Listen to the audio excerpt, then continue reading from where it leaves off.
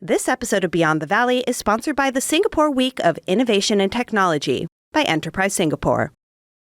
Investors are always on the hunt for the next big opportunity, especially when it comes to tech. Over the past decade, an increasing amount of that attention has shifted towards Asia.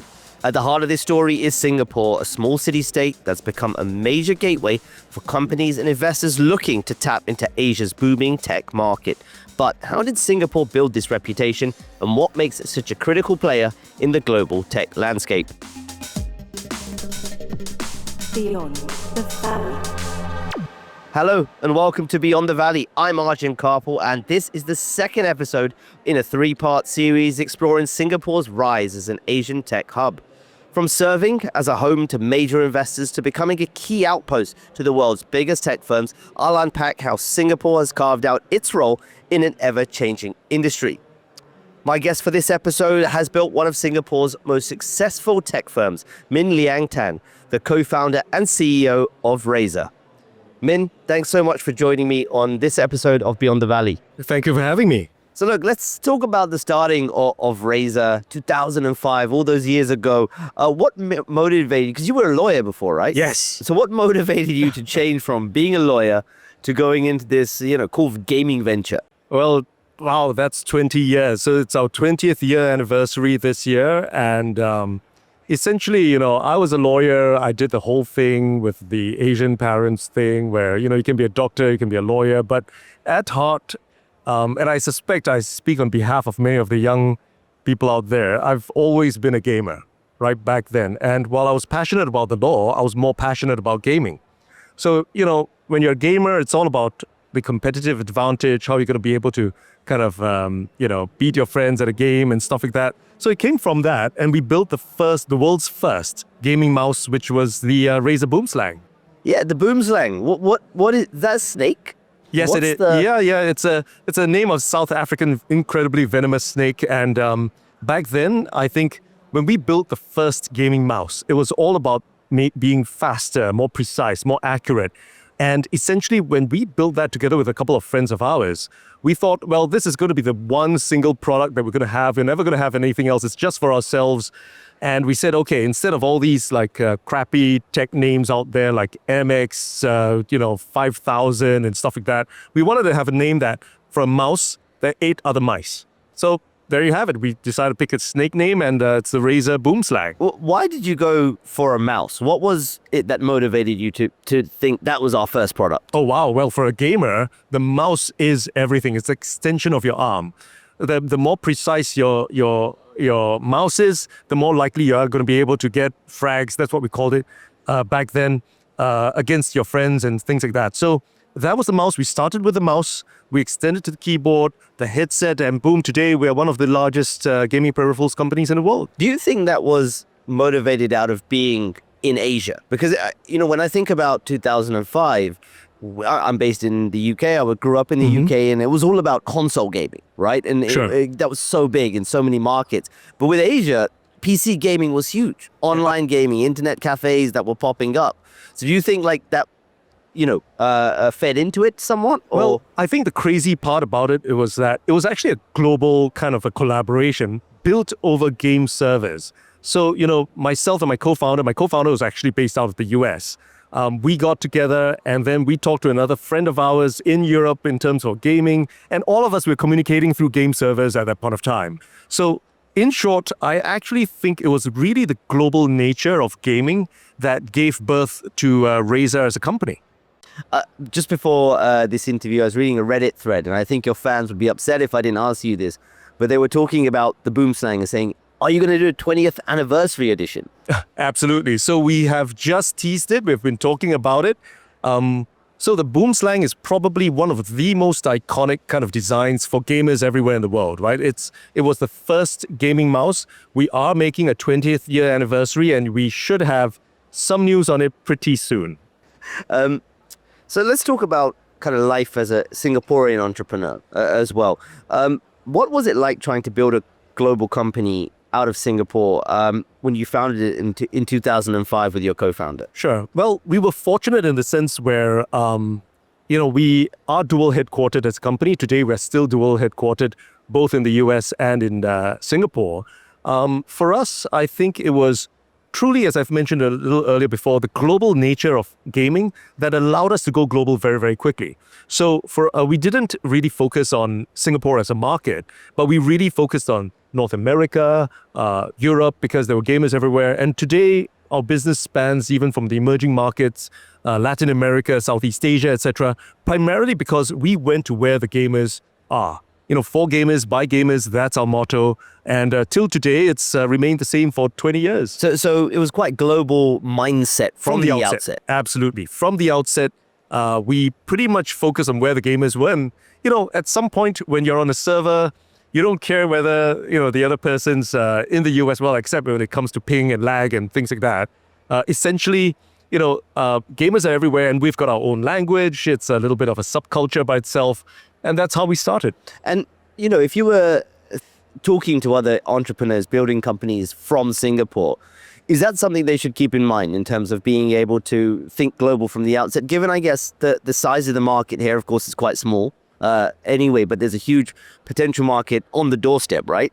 Yep. So twofold. The way I would see it is, Singapore is a great place to start a company. It's efficient, it's productive. And it's a great test bed for many of the products. So, oftentimes startups talk about PMF, product market fit, right? So this is a great place to kind of test it out, to get the product out there. But that comes to the second bit where the world is a lot larger. The TAM, the opportunities, so much larger. So start in Singapore, get your product market fit, get the product tested out, and then focus on the world very, very quickly. Whether it's US, Europe, Asia, China, for example, massive market. And we're in this interesting time in the world where Singapore is a great place to kind of access both the American and the Chinese markets. We don't hear a lot about kind of big global brands, particularly in tech, coming out of Singapore. We've had some good successes yourselves, of course, Grab you think about. But do you think that's changing now? And what do you think kind of is changing about the tech ecosystem here? So I think the tech ecosystem here is really maturing, right? Versus 20 years ago when I first started. Now there are a lot more venture capital. There is a lot more acceptance in terms of entrepreneurship. There's a lot of support. Look at us here, right? In Switch, it's exciting. There's a whole lot of buzz happening at the same time. But I think there are really two kind of paths that companies or startups take from here to focus on Southeast Asia, which is a great opportunity, I think, for a lot of startups over here, because there's ready access to the Southeast Asian markets and, of course, going global at the same time, going to the US and China throughout. So I do think both paths are available to companies looking to scale outside of Singapore. And really, the sky's the limit. Do you think there's anything missing from the ecosystem that you'd like to see? I would love to see even more support, I think, for the mid-stage companies. So I think there are quite a number of investors right now on the seed stage, Series A. I think past that, Series B, I think and Series C would love to see more private equity. We're seeing that growth happening over here in Singapore right now. And over and above, would love to see a lot more vibrant capital markets here in Singapore, the SGX, for example. And I think the Singapore government is doing quite a bit of work of focus in respect of that. Being able to see that stage of companies being able to be founded in Singapore, funded in Singapore, being able to go public in Singapore, I think that would be, even better.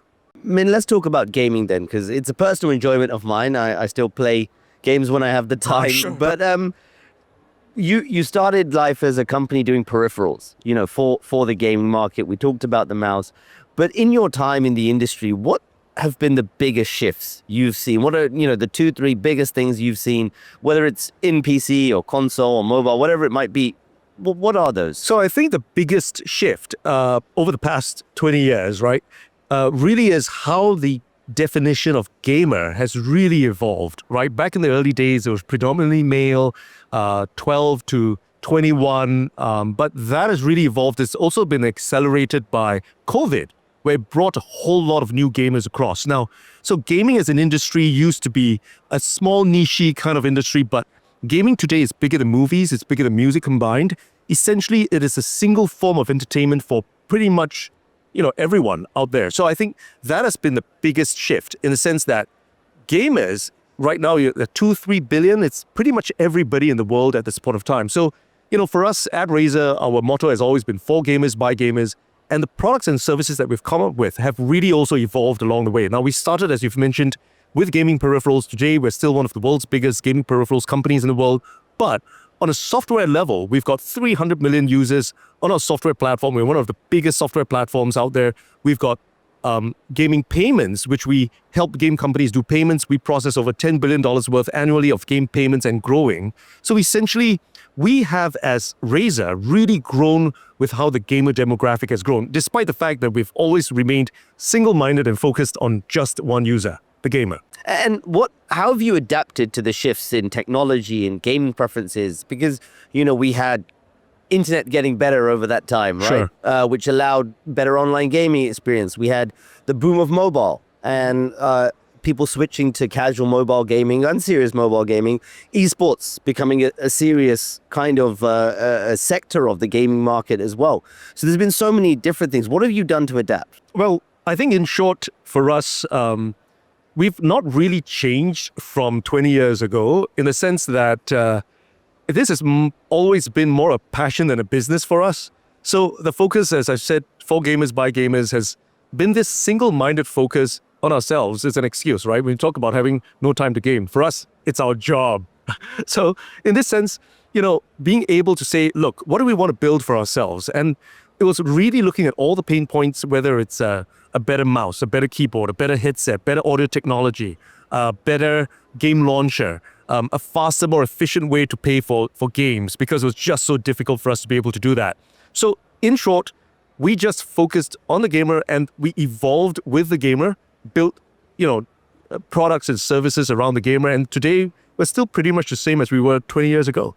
What about this region of Asia? Because it's become so central to the global gaming store. And a lot of young people. A lot of young people, right? And also, if you just think about, consoles, Nintendo and PlayStation, these are from Japanese companies. And you think about the gaming base for esports, so many out of Korea, out of China, out of various countries here in Asia as well. How is it that Asia has become so central to the global story? Well, I think really, as I've mentioned, it's really the fact that we have a lot of youth over here. Like Southeast Asia, one of the youngest populations, I think, comparatively in the world.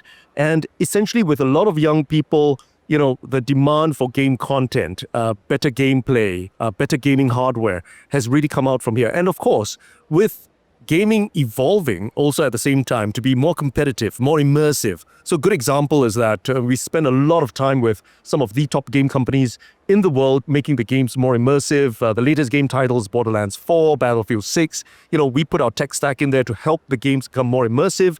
Now, over and above, we've also seen gamers become a lot more competitive, in the sense wherein it's no longer just about being the best amongst your friends. It's now about being a best worldwide. You've got Esports World Cup, funded out of in Saudi Arabia, with Riyadh being now a capital of esports at this point of time, competitive gaming. So pretty much, I would say it is digital entertainment, providing for a lot more immersive and competitive environment, and a lot of young people being committed and dedicated across to gaming. What do you like to play, Min?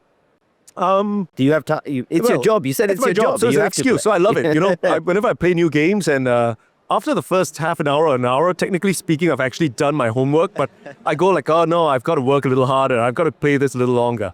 I love simulation games because I can play that on long flights, Civilization and things like that. I like RPGs, to a great extent because I get immersed in it. I play some of the more competitive ones that like Wukong or Elden Ring and stuff like that, but I get incredibly frustrated by it. And that's one reason why we came up with Project Ava, like the gamer companion, because I was just so incredibly frustrated getting caught with that. But first-person shooters, that has always been my passion. Well, you mentioned it now, so we can talk about Project Ava. You call it the Razer Game Co. AI. Yes. So this is like an AI coach. And I spoke to you a few months back before we recorded this, when you were sort of just launched it and it was still very new. Just run us through how it works for those who haven't heard of it. Maybe just overarching things for AI for us at Razer. The way we see it is that AI is going to completely disrupt everything or change everything in gaming, in the sense where game developers will now be able to use AI tools. And then you've got game publishers that will now distribute, market new games with AI tools and make things incredibly efficient. And finally, for gamers, the AI tools will be able to change things, I think, in terms of the way they play, how they play, so on and so forth. Now, specifically about the gamer AI side of things, we developed Project Ava, now known as Gamer Core AI. We use computer vision to watch what's happening in the game, pretty much like how your annoying elder sibling is going to watch over your shoulder and look at the game and things like that. But in this case for Gamer Core AI, because he's got the benefit of all the data of all the games out there, the Gamer Core AI can then now provide tips and tricks. Like, look, you're stuck at a boss in Wukong, or if you're stuck at a boss in Elden Ring, how are you going to be able to beat that? Now, what about in an RPG? If you don't know how to solve this quest, or where's the specific door to go after, the Gamer Core AI can help you with that. Now, or if you're getting super competitive with the Gamer Core AI, because we've also ingested a huge amount of esports data from some of the best esports athletes out there, you can now use it as an esports coach to be able to make your game better and to be able to compete on the highest levels.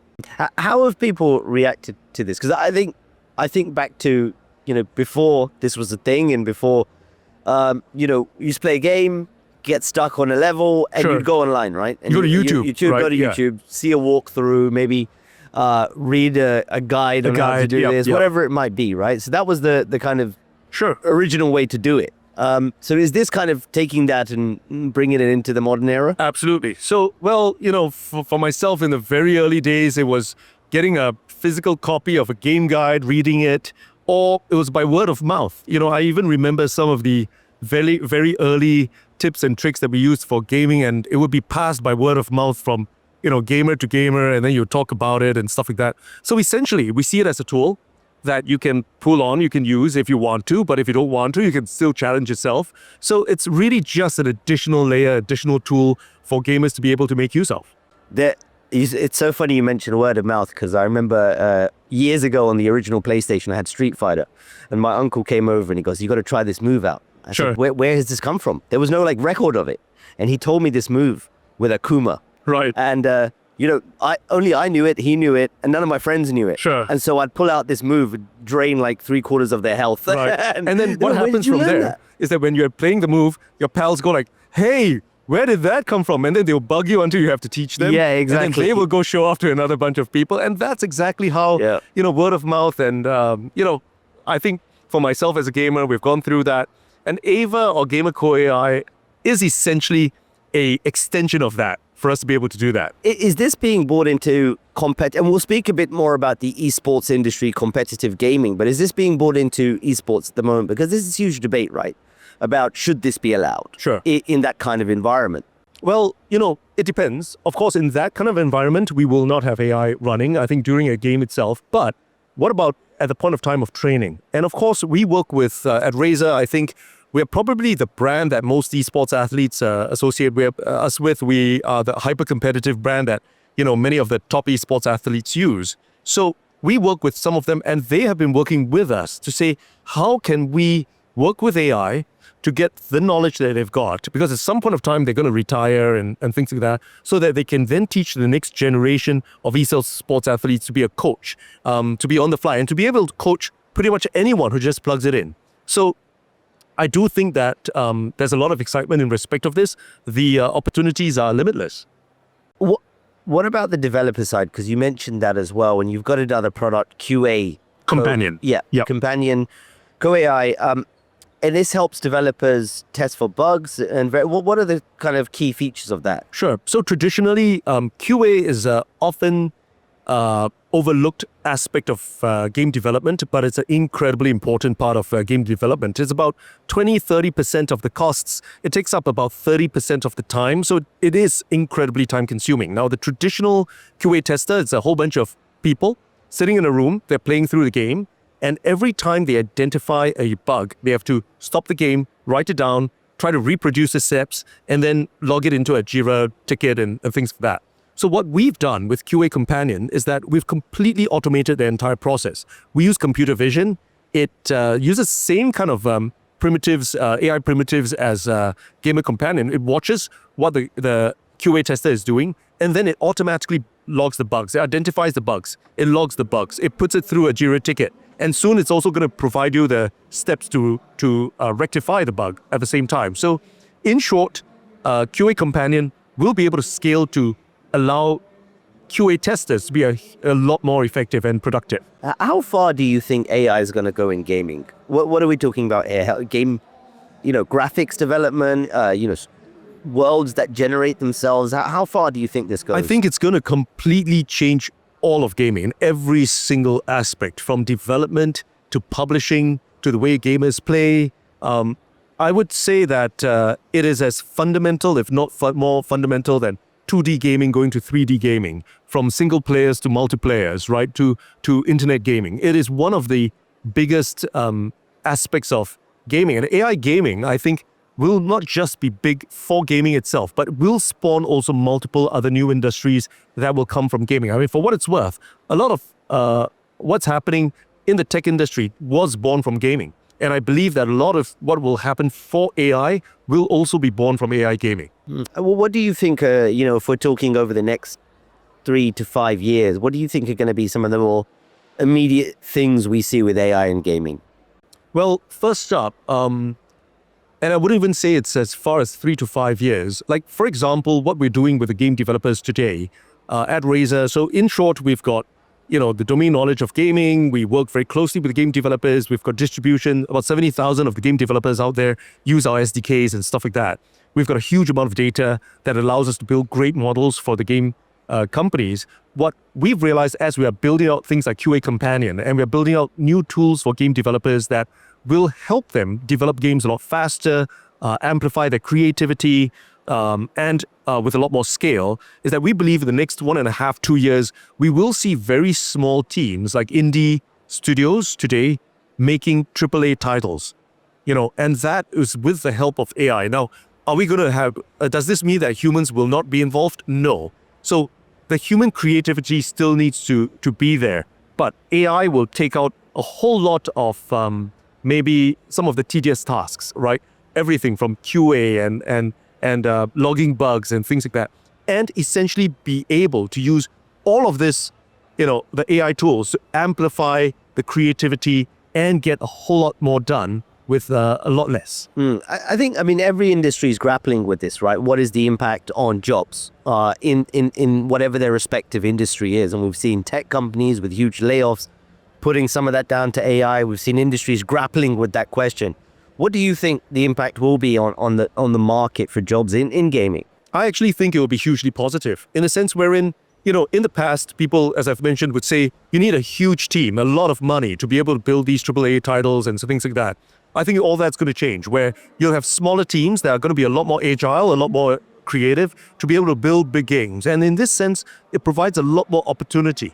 I would say that for us at Razer, we believe in building tools or companions to people or developers or QA testers to make their job a lot better, a lot faster. And I do think that that is what's going to happen with the industry, with a lot more content, and the gamers will have a lot more opportunities out there to play different games. Let's move on to esports as well, Min, because this is an area that I feel is underappreciated by the kind of broader world, because it's huge, right? Sure. It's massive. It's massive. But maybe it hasn't hit that mainstream kind of yet. Where, it's fascinating to see. What do you think propels the growth of esports from here? Well, when you talk about mainstream, I believe it's already mainstream for the youth, right? Today, I think a lot more youth are actually watching esports, participating in esports than traditional sports as a whole. I think esports by itself, I would say, is already larger than particular sports that we look at. The prize money in terms of esports right now, the number of people watching it concurrently. So I think it's a massive opportunity, and we're seeing the Olympics, the Olympic Games, going to have its own version of the esports also at the same time. I just think it's going to continue growing, and primarily fueled by the fact that most of the youth are all into esports. And do you think sort of Asia is going to drive that growth? I know you mentioned the Esports World Cup over in Riyadh, Saudi Arabia, which has been a big deal. The prize money there is massive. But where do you think the kind of growth is going to be propelled from? Well, I think the growth is going to be propelled from everywhere, in the sense wherein, in the early days, Korea was the nexus of all esports, and it grew from there. And we've seen, China being a massive, massive force in terms of esports at this point of time. The sheer number of viewers and people passionate about esports in China is huge. So Asia is going to be a big place where you're going to see a lot of esports athletes coming through, and the viewers also at the same time. But, for what it's worth, the US, Europe, you get some of the top esports athletes out there. So at Razer, we work very closely with the esports athletes to develop product. Today, we've got our teams flying alongside with them, testing our products. We've got our products being trialed in tournaments and stuff like that. And this is hugely competitive to the extent where we're talking about millisecond kind of competitive advantages that we need to kind of build on. So, I do think that it's going to broaden. So it's not just going to be like first-person shooters or MOBAs that are going to be into esports, but pretty much all of digital entertainment, you'll find some level of esports happening at that point of time. Min, if I come here to Singapore again in a year's time and we're sat down talking, what do you think we're going to be talking about? I think we will be talking about some of the new exciting games that have been built with AI and how we see the future from that. Maybe we might see one or two major hit games built from AI, from one-man teams or three-man teams or five-man teams. I actually think that is actually going to happen, and especially for maybe a country like Singapore, since we're talking about Singapore, where, it's a huge race or tussle for talent over here, but we don't have a lot of space, right? We don't have a lot of a big population. I do think, especially for Singapore, being able to harness AI is going to be a massive, massive opportunity. Well, we'll talk in a year's time, and let's see where we're at. Looking forward to it. Thanks so much for joining me. Thank you very much. Thank Great. you. That's it for this episode of Beyond the Valley. This was part 2 of our special series. Thanks for listening and watching, and we'll catch you next time. Beyond the Valley.